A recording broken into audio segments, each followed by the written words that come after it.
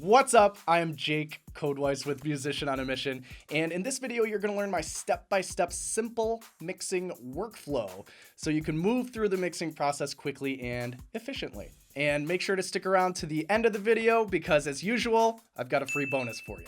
So here's the 6-step simple mixing method: session prep, initial balance, mix bus, process top-down, listen throughs, and evaluate translation. Let's break these steps down one by one. Step number 1 is session prep. Before you start moving faders and adding plugins, you want to prepare your session.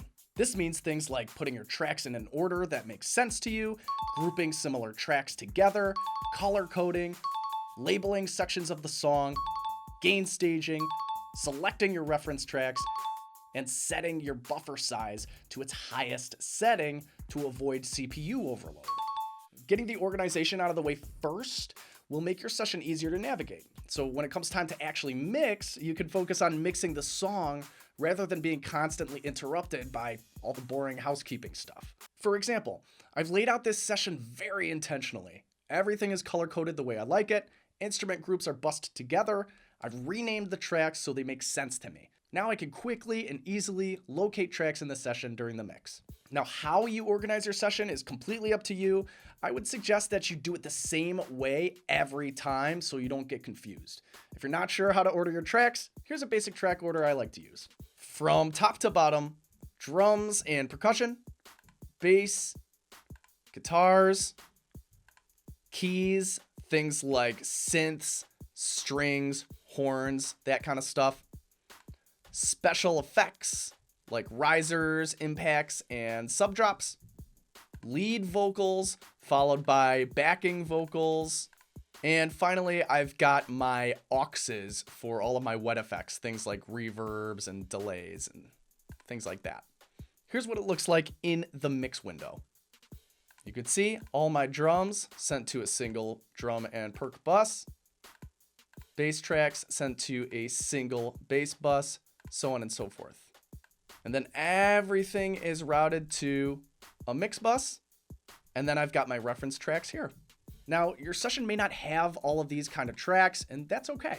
This is just an example of what it could look like. So after you've got your session organized, it's time for step number 2, initial balance. This is where you get the best mix you can by just using faders and panning. And this is really the foundation for which the rest of your mix is going to be built. Take about 30 minutes or so getting the best mix you can without any plugins.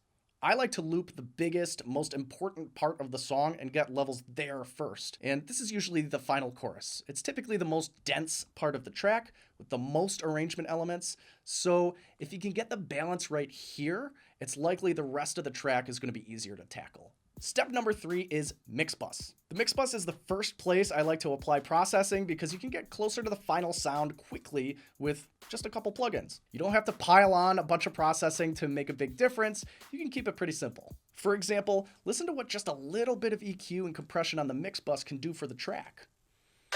You know that I love you, cruising the top all of the time, always be mine.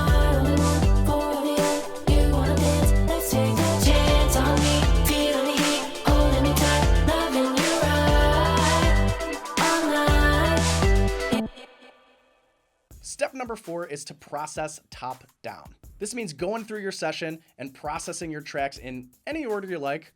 If you're not sure, here's the order I like to use: drums first, then bass, then all the other instruments from left to right, followed by percussion, then sound effects, then vocals last.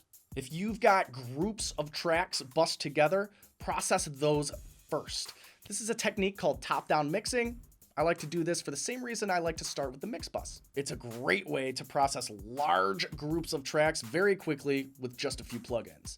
Then, if you need to, you can go in and process tracks individually. For example, you might process the drum bus first to nudge the drum kit as a whole in the right direction, but your snare drum still might not quite be punching through the way you want it to. Well, at that point, you can go in on the individual track level, maybe add some slow compression to get that snare hitting a bit harder. The point is, it can be helpful and quicker to process large groups of tracks, so I suggest you do this first when you can.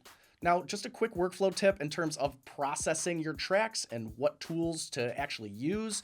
I like to go down the line and think about 3 key qualities for each track. First, how's the tone of the instrument? Does it need to be brighter? Does it need to be darker? Does it sound too muddy or too harsh? What kind of adjustments can I make with EQ to nudge the tone closer to my reference tracks? Second, how are the dynamics of the instrument? Does it need more dynamic control or consistency? Or does it need to be punchier? How can I manipulate the sound with compression to accomplish these kind of goals? And third, does the instrument need any space?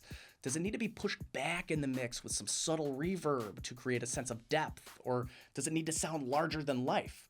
Or do I want to use delay as a special effect? Things like that. Now, this doesn't mean you have to apply all 3 of these types of plugins to every single track. Sometimes you may find the instrument needs very little processing, sometimes none at all. And that's perfectly okay.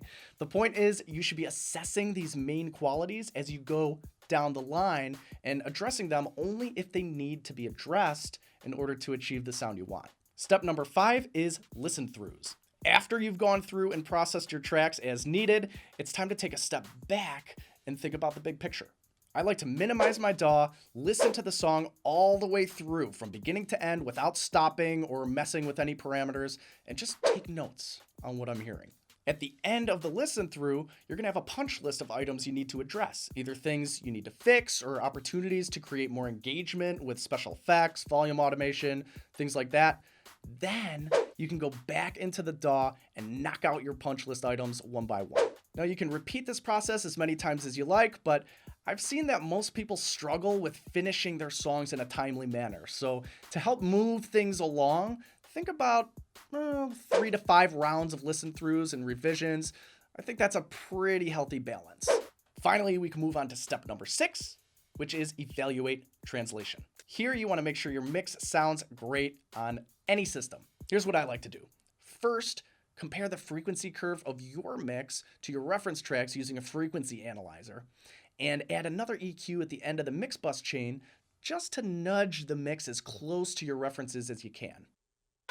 You know that I love you. I'm cruising the top all the time. Always be my only one for the end. You wanna dance? Let's take a chance on me. Feeling the heat, holding me tight, loving you right all night. Yeah, I know who you are. Cruising the car all the time. Always be my only one for the end. You wanna dance? Let's take a chance on me. Feeling the heat, holding me tight, loving you right all night. Yeah, you know that I love you. I'm cruising the top all of the time. Always be my only one for the end. You wanna dance? Let's take a chance on me.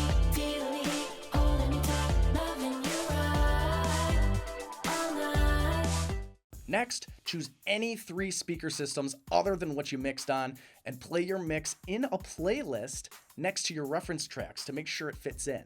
Take notes of any red flags, then go back into the DAW and adjust as needed.